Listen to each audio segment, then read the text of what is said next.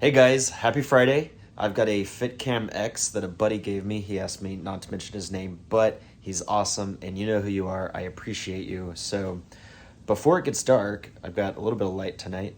I'm gonna go see how difficult it is to install this dash cam on the windshield of the truck. It should just tuck up right behind the rearview mirror. So let's go try it.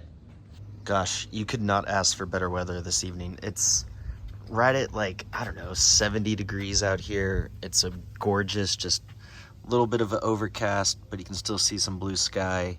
It's so pleasant with a slight breeze. These are the days that just make me want to be outside working on the truck.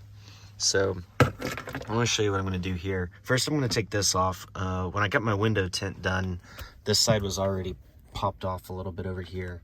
So I'm going to go ahead and pop the rest of it off.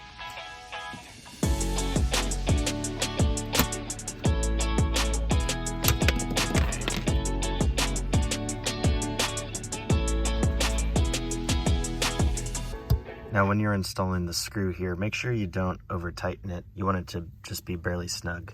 All right, next we're ready to plug in the pigtail. It's gonna be hard to do with one hand, so I'm going to do that off camera here. But this plugs into here, this plugs into your mirror, and then this powers the camera.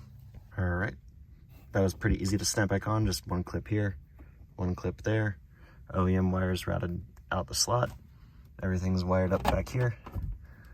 Everything's tucked out of the way nicely. Pretty hidden. So here's what the dash cam looks like behind the rearview mirror once it's installed. You don't see it at all. It's completely hidden. I even stuck my toll tag sticker up there behind it. Actually, that was convenient. I used the back plate of the camera to slide my toll tag back there, because the toll tag lost its adhesiveness when I got my tint done, so now my toll tag's back. Kind of cool.